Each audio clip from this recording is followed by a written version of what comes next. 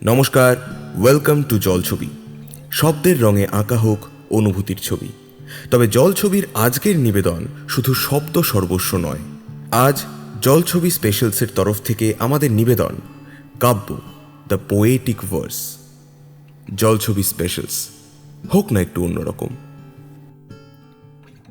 আজকাল আর লিখতে বসাই হয় না।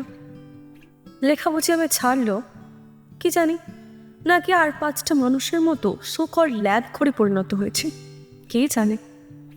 তবে যাই হোক, মাথা থেকে কিছু একটা বের হতে চাইছে, কিন্তু গুছিয়ে উঠতে পারছি না। কবিতা লিখবো, নাকি গল্প, নাকি সৃষ্টি করবো চরিত্র। আমার আবার দুর্নাম আছে, সেই এক প্রেম ভালোবাসা নিয়ে বড্ড একঘেয়েমি লেখালেখি। অনেকদিন যেহেতু লেখালেখি করা হয়নি, নিজের দোষে মনে ভেবেছিলাম আর মনে হয় লিখতে পারবো না কিছু গুছিয়ে, মনে হয় ভুলতে বসেছি সব কিছু। কিন্তু দেখি আঙুলগুলো দিব্যি চলছে আর পাল্লা দিয়ে মনোযোগান দিচ্ছে। তাই একটু সাহস পেয়েছি, কি জানি কিছু একটা দাঁড় করাতে পারি কিনা। কবিতা আমার সাথে ওতপ্রোতভাবে জড়িয়ে আছে, আমার মতো আরো অনেকের মনের অনেক কাছে সেটা আমি জানি। কেউ হয়তো প্রেমে পড়ে কবি হয়, কেউ আবার বিচ্ছেদে। প্রেম ভালোবাসা নিয়ে যখন সেই একই লেখা অন্য কথায় ঘুরে ফিরে আসে, আমরা কিন্তু কোথাও না কোথাও গিয়ে ঠিকই রিলেট করতে পারি। গান কবিতা কোথাও গিয়ে এক এক সময় যেন মিলেমিশে যায়। আচ্ছা দাঁড়াও, আমি গান কবিতার উদাহরণ দিয়ে বুঝিয়ে বলি। কি লিখবো ভাবতে গিয়ে মনে পড়লো, আমি আমার বন্ধুকে বলেছিলাম যদি কিছু না লিখতে পারি, অনেকগুলো কবিতাকে একসাথে মিশিয়ে দেব। সেটা থেকে বুদ্ধিটা আমার মাথায় এলো। দেখো, রবীন্দ্রনাথ ঠাকুরের লেখা হঠাৎ দেখা কবিতাটি আজও আমরা কি ভীষণভাবে রিলেট করতে পারি। আবার শ্রীজা রায়ের লেখা বছর 4 পর, কিংবা বছর 20 পর, এবং ঠিক এর সাথে ধরো যদি হঠাৎ সন্ধে গানটা, কি সুন্দর একই পাতায় ফেলতে পারি না আমরা। আসলে কি জানো, ওই একটা মানুষের আমাদের হৃদয়ের সাথে জড়িয়ে যাওয়া, তারপর সময়ের নিয়মে, পরিস্থিতি অথবা অন্যান্য কারণে সেই মানুষটার সাথে সব যোগাযোগ বন্ধ করে দেবার পর নিজেরা জীবনে যত দূরে যায় না কেন, কোথাও না কোথাও মানুষটার সাথে এখন দেখা হলে আমরা থমকে যাই, ভাবতে থাকি সব কিছু যদি ঠিকঠাক চলতো তাহলে আমাদের একটা সুন্দর জীবন হলেও হতে পারত। তাই বলে আমরা হয়তো কেউ অখুশি নয় নিজেদের জীবন নিয়ে, কিন্তু তাও কাটানো মুহূর্তগুলো সামনে এসে যায়। আসলে সেই মুহূর্তগুলোই কোনো খাদ ছিল না, সুন্দর মিষ্টি কিছু মুহূর্ত, যেগুলো অতীতে আজও হাসছে। হয়নি একসাথে এক পথে চলা, কিন্তু আজও থমকে দাঁড়ানো কয়েক সেকেন্ড সেসব স্মৃতি, তারপর আবার সেই নিজেদের জীবন। আসলে আমরা কত কিছুই ভাবি, কত কিছুই আমাদের করা হয়ে ওঠে না। আচ্ছা, এই থমকে যাবার মুহূর্তে যদি দুজনের এমন হয়, যদি সেটা নিয়ে কিছু আঁকিবুকি কাটা যায়, কেমন হবে ব্যাপারটা? তার সাথে দেখা হলো বছর 12 পর। ভেবেছিলাম তার সাথে দেখা হলে মাথায় ঘুরবে বছর 4 পর থেকে রেলগাড়ির কামরায় হঠাৎ দেখা, আর তার সাথে ব্যাকগ্রাউন্ড মিউজিক হিসেবে ধরো যদি হঠাৎ শুনতে। কিন্তু তেমনটা হলো না। থমকে গেলাম ঠিকই, দাঁড়িয়ে গেলাম কিছুক্ষণ। গান কবিতা কিছুই বাজলো না, কিন্তু কয়েকটা ছবি চোখের সামনে ভেসে উঠল। অন্য কারোর ঘর হয়েছে কিনা জানি না, তবে আজও কালো টিপ পরা ছাড়েনি। অমলিন রয়েছে ওর হাসি। কয়েক মুহূর্ত আজও স্তব্ধ হয়ে গেল। কয়েক সেকেন্ড নিঃশ্বাস নিতে আজও কি ভুল করলাম? কাব্য কি আজও ওর মাথায় ঘুরছে, যেমনটা বলতো? স্মৃতিগুলো ভাসছে চোখে। আমার মতো কি হচ্ছে ওরও? তাকিয়ে আছে কেন অমনি করে?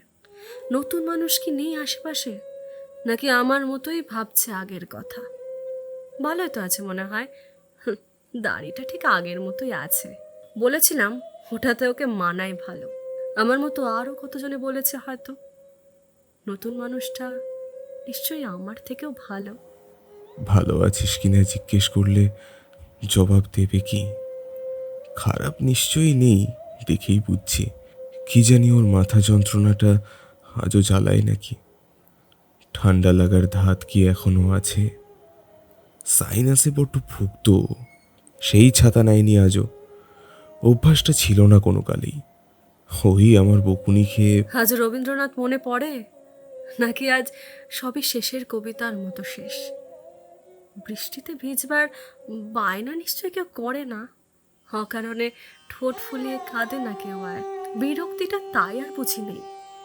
আমার মতো অভিমান কেউ কি আর করে? পাগলি বলে আমার মতন করে নতুনকে কি জড়িয়ে সে ধরে? ভালোবাসায় আগলে রাখে বুকের মাঝে করে। পাগলির বুঝি অভিমান আজও কমেনি। অভিযোগের পাহাড় জমেছে খুব। কথা বললে ফিরিয়ে কি আজও দেবে সেই হারিয়ে যাওয়ার আগের মতো? কত কথা বাকি থেকে গেছে। ওর মতো কেউ যে আজও নেই আমার জীবনে। বলা হয়ে ওঠেনি পাগলি যাস না ছেড়ে। তোকে ভীষণ ভালোবাসি।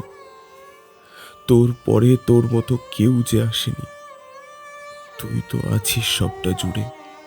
চোখের কোণে ওর জমছে কেন জল? কিছু কি বলতে চাইছে ও? থমকে যায় কত কিছু, হারিয়ে যায় দূরে। আচ্ছা, হারিয়ে যাওয়া কিছু কি আবার পাওয়া যায় নতুন করে? ভাবছি কি একটু বেশি? প্রশ্ন করব কি আবার নতুন করে? আবার যদি উত্তর না দেয়, আবার যদি চুপ করে থাকে আগের মতো করে। ভুলেই যাই আজ সমস্ত কিছু, বলেই ফেলি আজ সবটা, যেটা বলা উচিত ছিল বছর 12 আগে। আগলে রাখার সুযোগ যদি আরও একটিবার পাই, ভালোবেসে রাখবো বুকের মাঝে সেই বছর 12 আগের মতো করে। তখন ছিলাম চঞ্চল, আজ সেই চোখ দুটো সংসারী হতে চায়, ঘর বাঁধতে চায় সেই আগের খড়কুটো কুড়িয়ে। হবার কি আছে নতুন কিছু?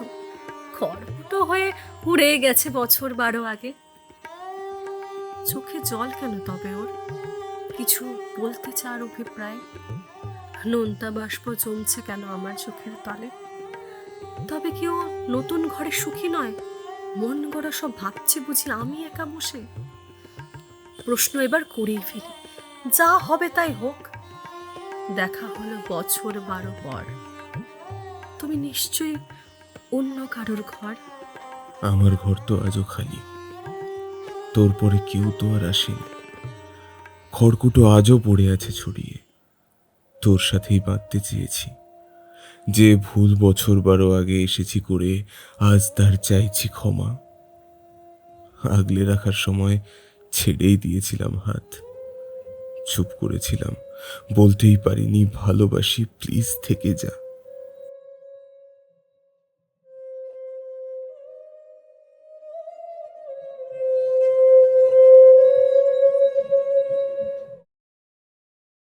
তোর বাপের বাড়ির রাস্তাটা আমার আজ অব্দি মুখস্থ হলো না।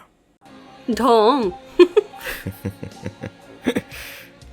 বললি তবে, বুঝলি শেষে। মাঝে কেটে গেল অনেক কটা বছর। ভুল ছিল আমারও জানি, অভিমানিনি আমি। সময় তো গেছে সময়ের নিয়মে। আমাদের যা কিছু বাকি থেকে গেছে নতুন করে শুরু করা যায় কি? আগলে রাখবি কথাতে তোর বুকের মাঝে, ভালোবেসে ভালোবাসায় আমাদের সংসারে। ঘর সংসার সবটাই আমার তুই, কথা দিচ্ছি। ভালোবেসে ভালোবাসা বানাবো আমি আর তুই। অপেক্ষার আজ অবসান, শুরু হোক নতুন করে আমাদের গল্প লেখা।